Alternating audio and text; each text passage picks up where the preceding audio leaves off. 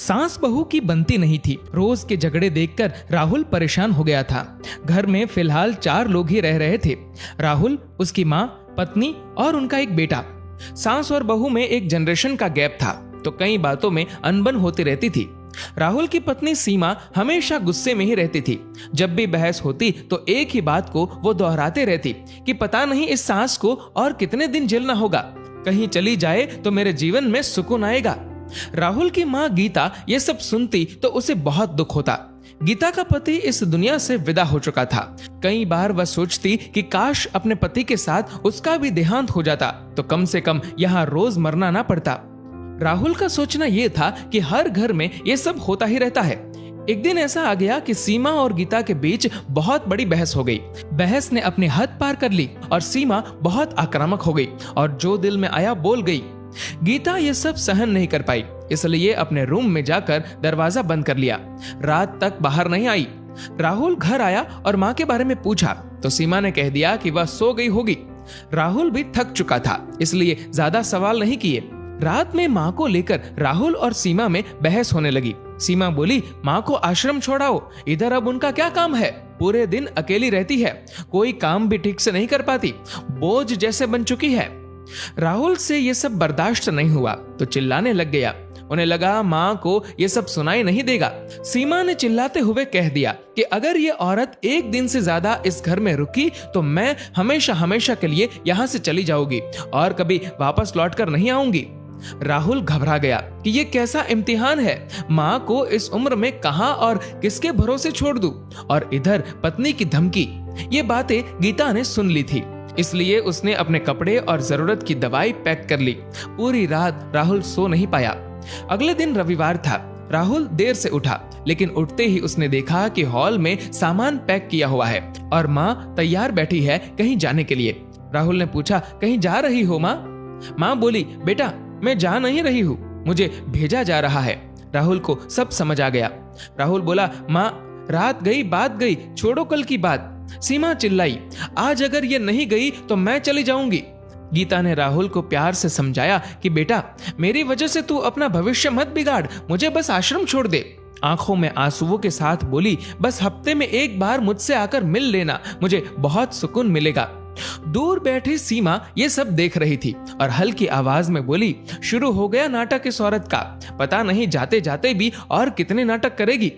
राहुल ने सोचा कि अब और कोई रास्ता नहीं, इसलिए माँ को लेकर गाड़ी से आश्रम के लिए निकला।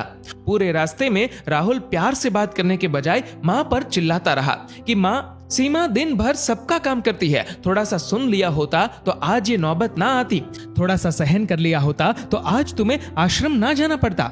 इतना क्या गुस्सा करना माँ, आपकी वजह से रोज वह परेशान हो जाती है और देखो आज नतीजा क्या हुआ। पूरे रास्ते में माँ ने एक शब्द तक नहीं कहा, सिर्फ आंखों से आंसू निकलते गए। राहुल बोला, माँ अब ये रोना बंद करो, कुछ दिन आश्रम में रहो, मैं सीमा को समझाऊंगा, जैसे ही वो हाँ बोल देगी मैं तुम्हें लेने आ जाऊंगा। इधर गाड़ी आश्रम पहुंची। माँ बोली, बेटा मेरी एक इच्छा है, पूरी करेगा क्या? राहुल अब थोड़ा सीरियस हो गया कि माँ क्या बोलने वाली है। माँ बोली, बेटा प्लीज अंदर मत आना, मुझे बाहर से छोड़ दे। राहुल ने जिद की कि नहीं माँ, मैं अंदर आऊंगा और सब सेटल करके फिर जाऊंगा। माँ नहीं मानी। आखिरकार राहुल को झुकना पड़ा।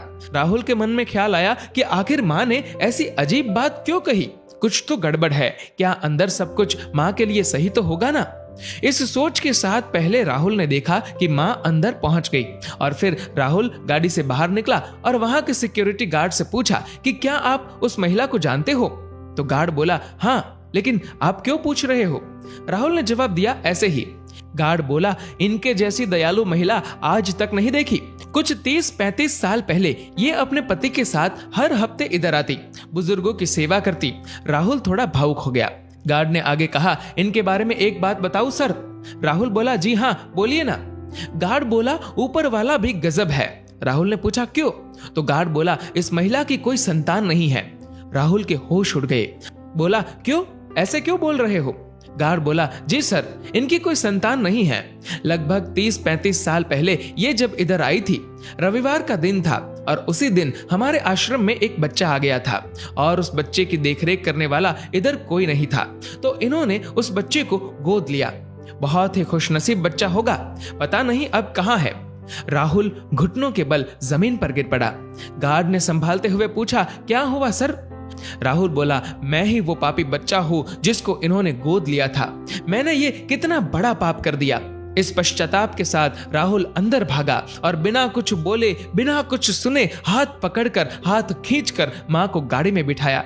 मां कुछ बोलती उससे पहले ही राहुल ने कहा, एक शब्द नहीं सुनूंगा मैं अब। मां को एहसास हो गया कि शायद राहुल को सब पता चल गया है। घर पहुंचकर राहुल ने पत्नी सीमा को पूरी कहानी बताई। अंत में राहुल ने कहा कि अभी तक तो मां हमारे साथ रह रही थी, लेकिन अब ये घर मां का है और हम मां के साथ रहेंगे। यदि किसी को दिक्कत है तो वह घर छोड़कर जा सकता है। राहुल और सीमा ने मां के पैर पकड़े और माफी मांगी। सब कुछ होगा तुम्हारे पास, पर सुकून नहीं होगा, क्योंकि सुकून तो मां के आंचल में होता है और उस आंचल को कभी बिखरने मत देना। दोस्तों, इस कहानी को लेकर आपकी क्या राय है नीचे कमेंट करके जरूर बताएगा। और अगर आपको ये वीडियो अच्छा लगा हो तो इस वीडियो को लाइक करिएगा, शेयर करिएगा ज्यादा से ज्यादा लोगों तक। और ऐसे ही और भी इंस्पिरेशनल वीडियोस के लिए सब्सक्राइब करें हमारे यूट्यूब चैनल को और फेसबुक पर फॉलो करें हमारे पेज को। धन्यवाद।